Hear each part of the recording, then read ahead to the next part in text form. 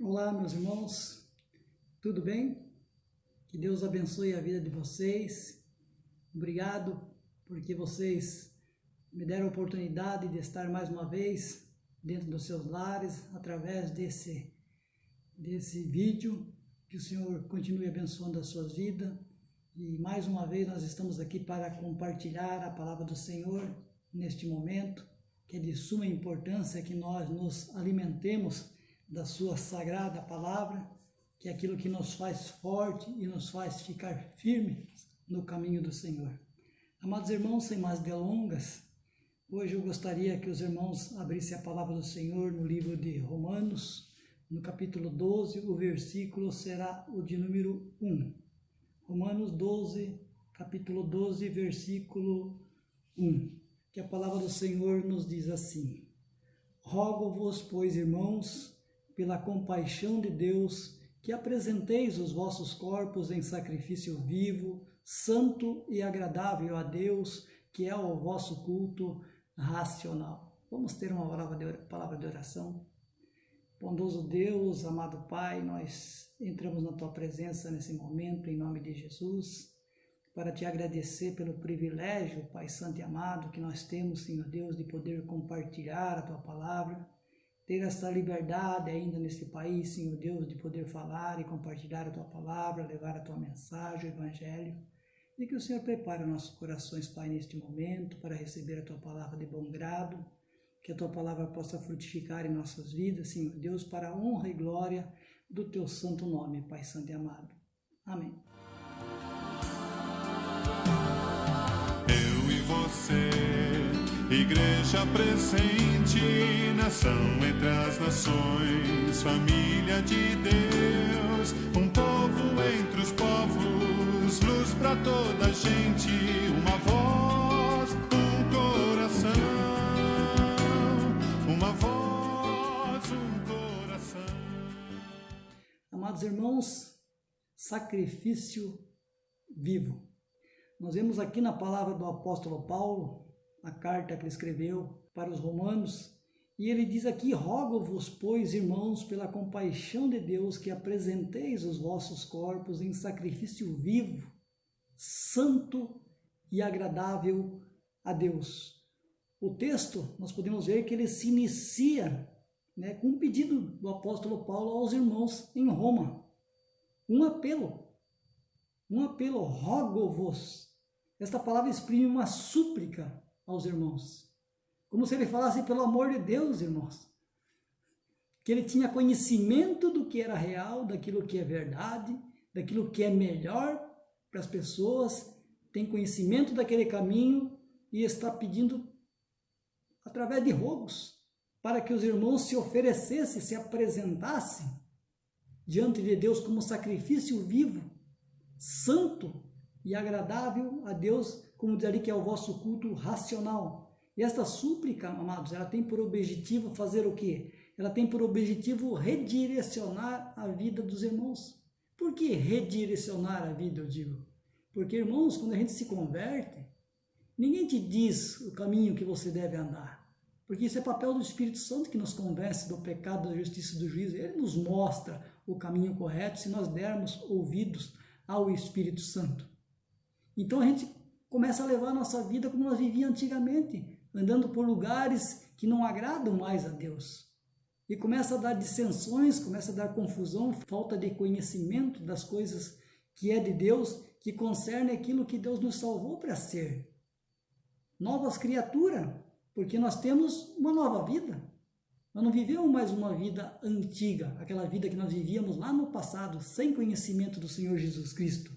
Como diz no livro de Efésios, que os irmãos abram a palavra do Senhor, livro de Efésios, no capítulo 2, versículo de 1 a 3, ali deixa bem claro essas duas vidas que nós tínhamos, a anterior e essa que agora é novidade de vida, uma nova vida. Olha ali o que diz aí no versículo 1. E vos vivificou, estando vós mortos em ofensas e pecados, em que noutro tempo andastes, segundo o curso deste mundo, segundo o príncipe das potestades do ar, do espírito que agora opera nos filhos da desobediência, entre os quais todos nós antes andávamos no desejo da nossa carne, fazendo a vontade da carne e dos pensamentos, e éramos por natureza filhos da ira, como os outros também.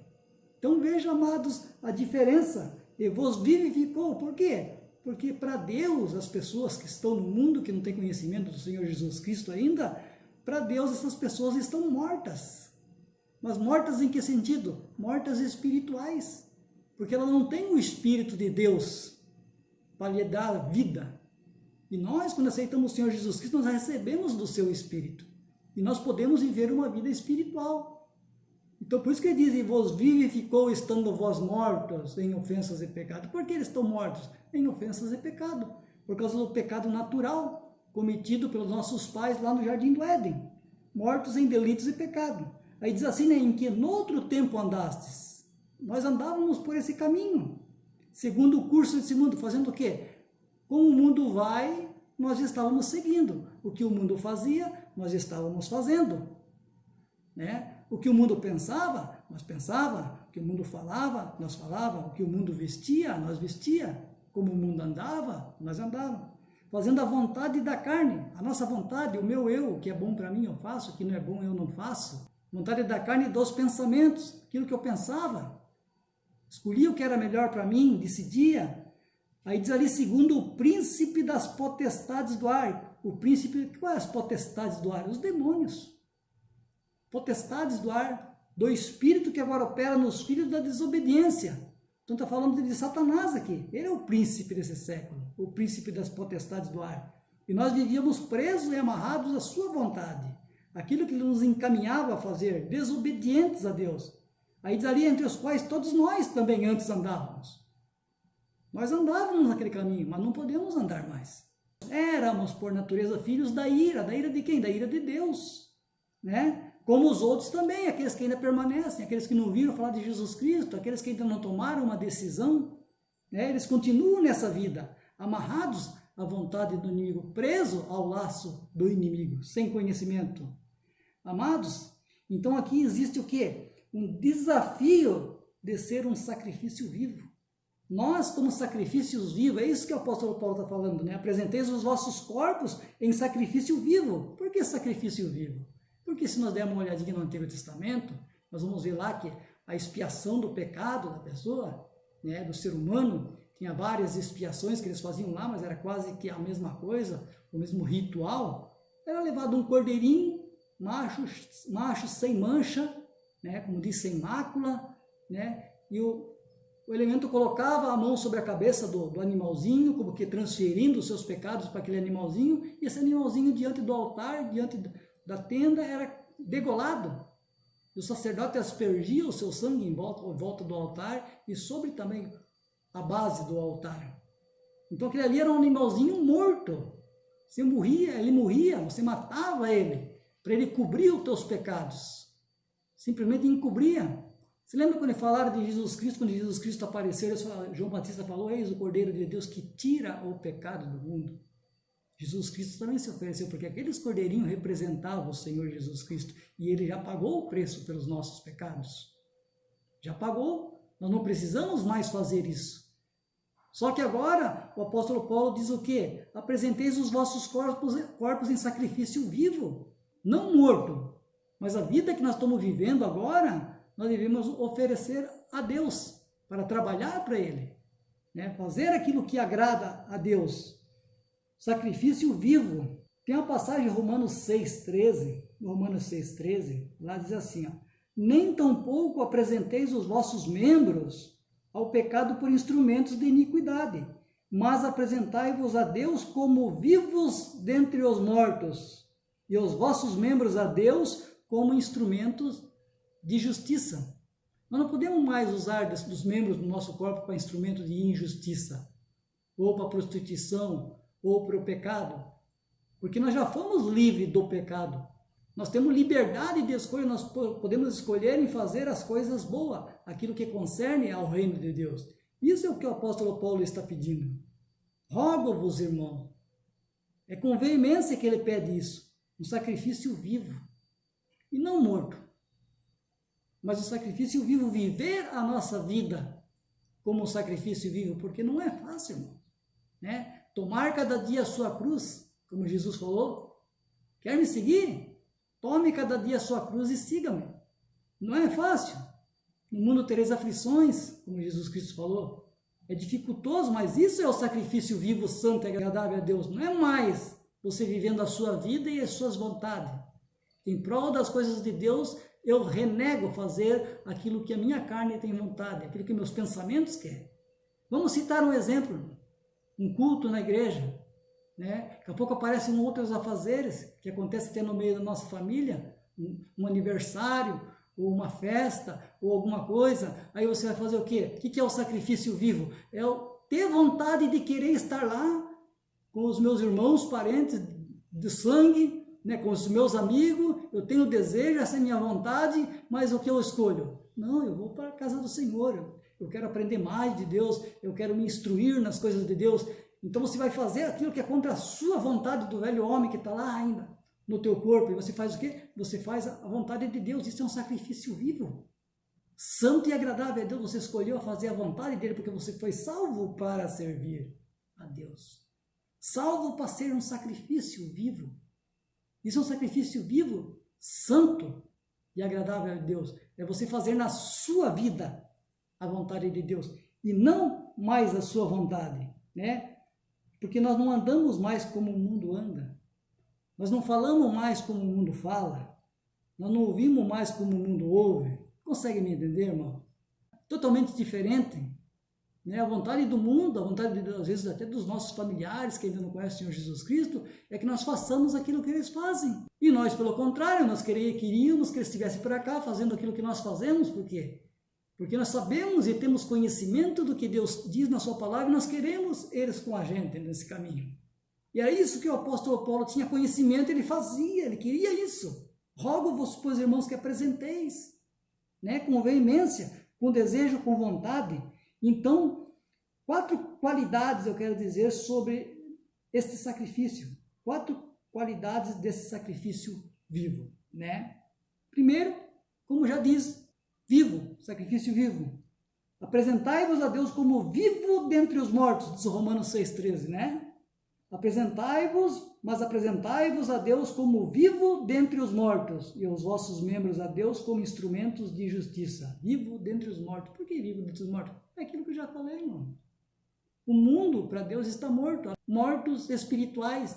E nós vivendo nesse mundo como vivo dentre os mortos, porque nós estávamos mortos. Hoje nós estamos vivos. Então, vivo dentre os mortos. Fazer a vontade de Deus na nossa vida. Fazer a vontade do Espírito que nos direciona, que nos mostra o caminho correto que se deve seguir. Seguindo o autor e consumador da nossa fé, olhando para ele, né? Vontade da carne, nós sabemos que a palavra de Deus diz que a vontade da carne é morte. Mas a vontade do Espírito é vida. Nós devemos amar a Deus com toda a nossa força, como diz, com todo o nosso entendimento, né? Que diz lá no livro de Marcos, no capítulo 12, versículo 30 e 33, que fala dos 2 mandamentos, amar a Deus sobre todas as coisas e ao teu próximo como a ti mesmo, né? Amar com todo entendimento, com toda a força do nosso ser, amar a Deus para Ele.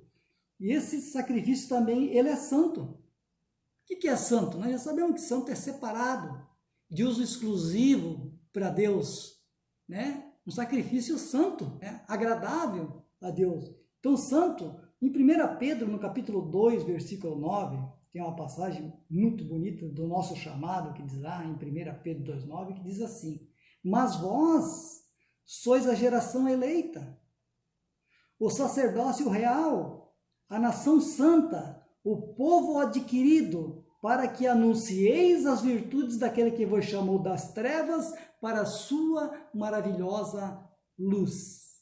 Não é maravilhoso isso? Eleitos, chamados por Deus, para quê? Para que anuncieis as virtudes daquele que vos chamou das trevas para a sua maravilhosa luz.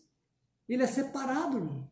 Separado para o ministério, separado para o evangelho, separado para ser dele, para ser santo, para ser agradável, para ser um sacrifício vivo, que chega diante do altar e não mais oferece um cordeirinho morto, mas ele mesmo se oferece, eis-me aqui, Senhor. Mas ele não oferece tudo o que eu tenho. Tudo que eu tenho, Deus não quer. Deus é o dono do ouro e da prata. Deus quer tudo o que nós somos. É isso que nós devemos colocar no altar. Não tudo que nós temos, mas sim tudo que nós somos. Para Deus, como sacrifício vivo, para fazer a vontade dele na nossa vida. Terceiro, ele é aceitável diante de Deus, esse sacrifício vivo. Nós temos que ser aceitável, amado. O que significa ser aceitável? Agradável a Deus. Agradável com a nossa vida, nós devemos agradar a Deus. Esse daí é o mesmo termo usado, como diz lá em Filipenses, no capítulo 4, versículo 18, lá diz assim, foi uma carta também que Paulo escreveu aos Filipenses, e na hora que ele estava de mais necessidade, chegou algo para ele importante, que supria a necessidade dele. E ele diz assim, mas bastante tenho recebido, e tenho em abundância. Cheio estou, depois que recebi de Epafrodito o que da vossa parte me foi enviado, como cheiro de suavidade e sacrifício agradável e aprazível a Deus. Você sabe o que é, meu irmão? Às vezes quando é feito o apelo na igreja, que nós devemos ser uma igreja missionária, e nós somos, graças a Deus, os irmãos têm participado, e tenho certeza que os que participam têm experimentado do quanto é bom. E quanto mais é bom para o missionário que está lá no campo, às vezes precisando de um suprimento da sua necessidade, porque eles não têm, como o pastor sempre diz, o CLT, eles não têm carteira assinada, então eles recebem do que as igrejas enviam para ele. E aqui o apóstolo Paulo estava passando isso, essa necessidade, e de repente chega o suprimento. E o que ele diz ali? Como cheiro de suavidade e sacrifício agradável e aprazível a Deus, não somente a ele, mas Deus se agrada disso, porque é nós que temos que suprir a necessidade dos nossos irmãos. Então, ele é aceitável diante de Deus naquilo que ele faz, no seu procedimento, no seu viver diário. Nós temos que fazer de tal forma que esse cheiro chegue diante de Deus como suavidade. Por que ele fala sobre isso aí como suavidade? Porque aquele cordeirinho que era morto lá no Antigo Testamento, amados irmãos, quando ele era queimado pelo pecado do indivíduo, ele era sacrificado, era feito holocausto, aquele cheiro que era queimado subia diante de Deus, e a palavra diz que ali que ele subia como um cheiro suave diante de Deus. Por quê? Porque era a expiação do pecado daquela pessoa. Só que ela virava as costas dali, ela continuava nos seus pecados, elas continuavam fazendo os seus pecados, para depois no outro ano fazer novamente todo aquele ritual. Então o que Deus exige de nós, o que é esse pedido de Paulo? É que nós continuemos vivendo esse sacrifício santo e agradável a Deus, não uma vez por ano, né? Não quando pecamos, porque nós pecamos toda hora, na verdade, mas constantemente. Isso ele mostra a constância, é todo dia, até a estatura de varão perfeito, é galgando cada dia, hoje ser melhor do que ontem, amanhã ser melhor do que hoje, assim por diante, buscando fazer a vontade de Deus. E de que forma buscamos fazer a vontade de Deus? Tendo conhecimento da sua palavra, estudando, buscando, tendo conhecimento. Porque na palavra nos diz o caminho correto a ser seguido. Porque o que a palavra de Deus diz? Ela diz que tudo que dantes foi escrito, para o nosso conhecimento e ensino foi escrito. Então tudo que nós temos que saber de regra, de fé e prática está aqui. Então como seguir, como fazer o que é agradável a Deus? É viver conforme a sua palavra. Como o apóstolo Tiago disse, né? Não serem somente ouvintes da palavra, mas praticantes. Tiago 1:22. Então, praticar aquilo que nós temos de conhecimento. E também ele é o nosso culto racional, né? No Antigo Testamento, amados, os deveres dos sacerdotes eram conhecidos como culto. Quer dizer, o serviço que eles faziam, aquele ritual todo ali, ele era conhecido como um culto. Era um culto. Ali a passagem diz assim, em Romanos, no capítulo 9, Romanos 9:4, ele diz assim, que são israelitas, dos quais é a adoção de filhos, e a glória, e as alianças, e a lei, e o culto, e as promessas. É trabalhar, é fazer para Deus, né? Fazer para Cristo. Culto racional, não é um culto irracional, um culto emocional. Não, é com a razão. Ele é racional aquilo que é feito. Não é esses cultos que hoje em dia, infelizmente, é feito de luzes e piscas e fumaça e show dentro da igreja. Isso é um culto racional a Deus? Não, isso não é racional, isso é uma imitação do que o mundo tem. Então quem conhece Deus e sabe que Deus é santo, santo, santo, e exige de nós santidade, então nós temos que fazer um culto da forma que agrade a Deus, e não um culto que imita as coisas que são do mundo, imita as coisas que é do príncipe desse século, como que diz. O mundo, ele é gerado, ele é liderado, ele é influenciado pelo príncipe desse século. Como nós podemos pegar as coisas que são parecidas lá do mundo e trazer para dentro da igreja? Para agradar ao homem, na verdade. Isso agrada ao homem e não a Deus. Isso não é um culto racional. Isso é um culto emocional, que causa emoção nas pessoas. E as pessoas saem de lá vibrando. No espírito, não. Na carne. Contentes, felizes. E diz que o culto foi uma bênção, que foi abençoado. Amados irmãos, a palavra de Deus é racional. Se soubessem o poder que tem, nós sabemos o poder que tem a palavra de Deus. A palavra de Deus, ela não precisa ser gritada para ter poder. Ela não precisa ser berrada para ter poder. Ela tem poder em si só. Basta apenas falar. Ter conhecimento, ela transforma o ser humano. Transforma a sua vida. Então o culto racional é esse culto, onde Deus é um Deus de paz e não um Deus de confusão. Mas que característica tem esse sacrifício? Ele tem características, esse sacrifício vivo. Primeiro, amados irmãos, Romanos capítulo 12, versículo 2. Romanos 12, 2 diz assim: e não sede conformados com este mundo, né? Mas sede transformados pela renovação do vosso entendimento. Para quê? Para que experimenteis qual seja a boa, a agradável e perfeita vontade de Deus. O que isso quer dizer? Né? Não sede conformados com este mundo. Nós não vivemos mais como o mundo vive. Nós não podemos se conformar da forma que o mundo se conforma e vive. Nós não temos que andar mais como o mundo anda, como o mundo pensa. Ele anda pelo caminho deste mundo. Aquilo que o príncipe desse século influencia para que ele vá. E nós não andamos lá por esse caminho. Né? Não serem conformados com esse mundo, não tomem a forma do mundo, mas serem transformados pela renovação da vossa mente. Através do quê? Através daqui, ó, que é o guia. Né? A palavra de Deus. Né?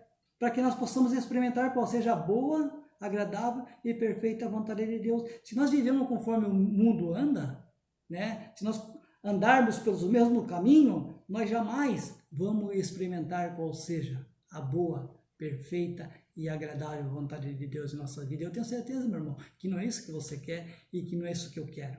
Nós queremos experimentar qual seja a boa, perfeita e agradável vontade de Deus em nossa vida. Então, irmão, nós não podemos andar como o mundo anda. Né? Nós não sentamos na roda dos escarnecedores. Nós temos prazer na lei do Senhor. Na sua lei medita de dia e de noite. Lembra? Né?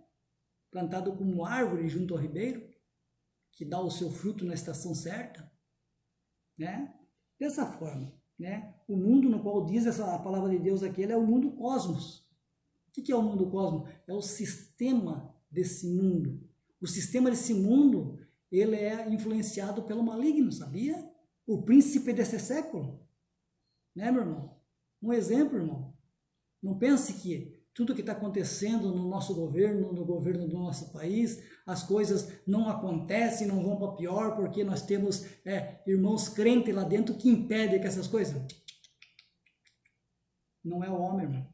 É Deus que faz. Vocês acham que o Bolsonaro é evangélico, é crente?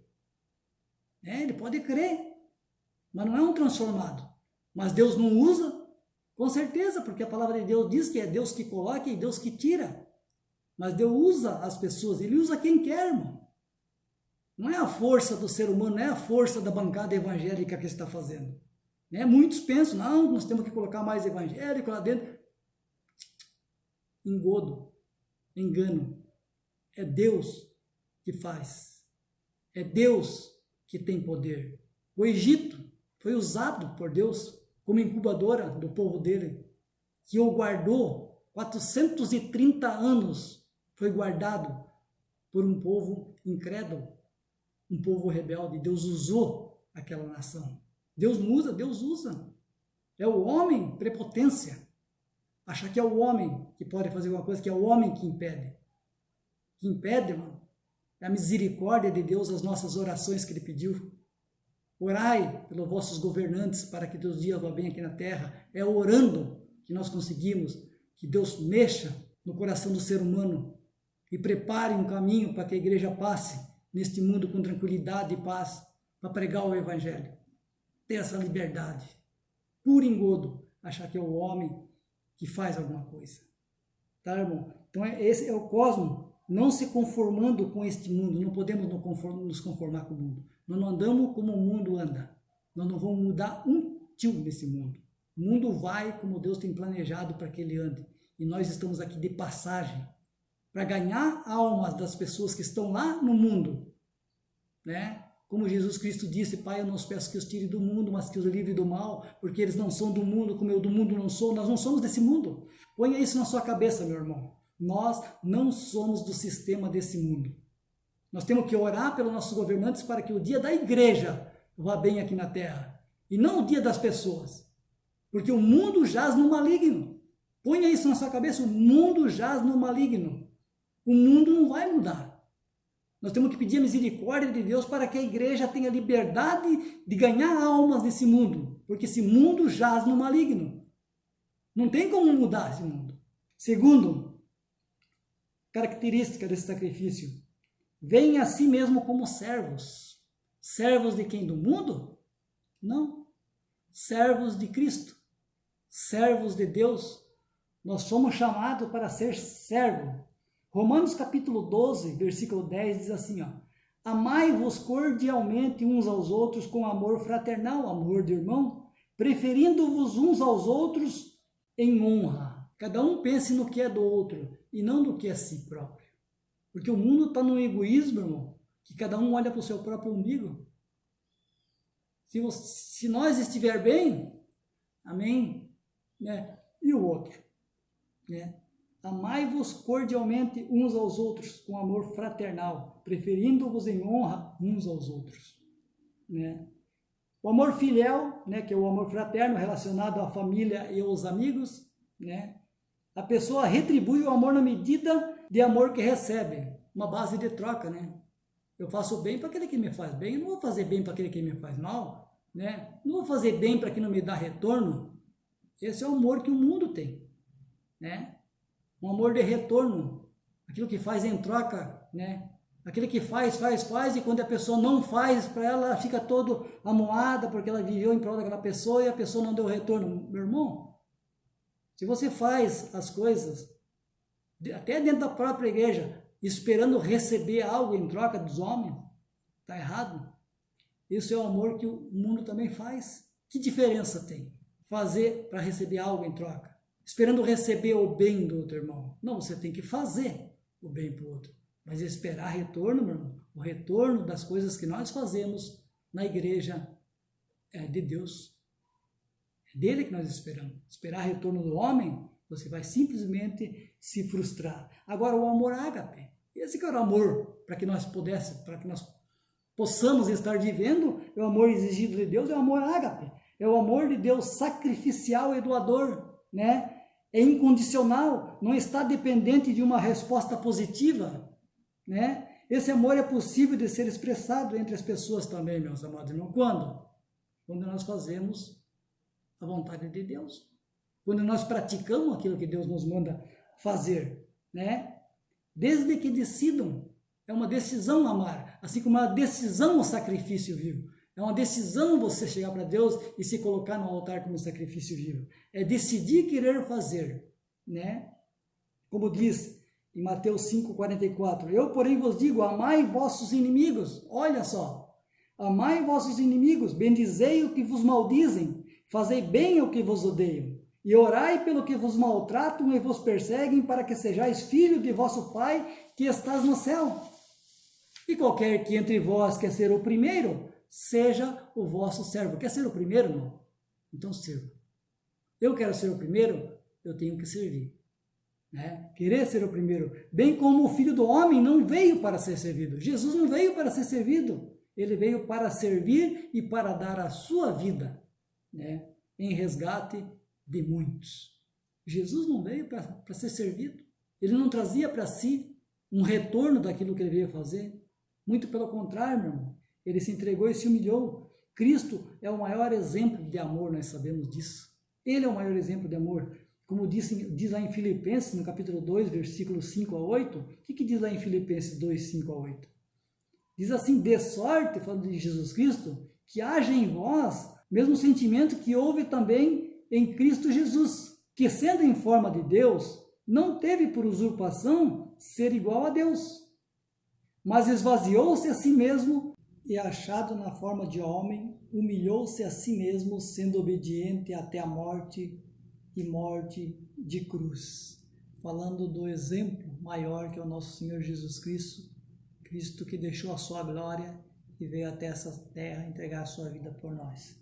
Amados irmãos, então a conclusão, nós fomos chamados para ser um sacrifício vivo, santo e agradável a Deus, que é o vosso culto racional, meus amados irmãos. Então nós não podemos, nós não devemos, não precisamos nos conformar com este mundo ou com o sistema que este mundo tem.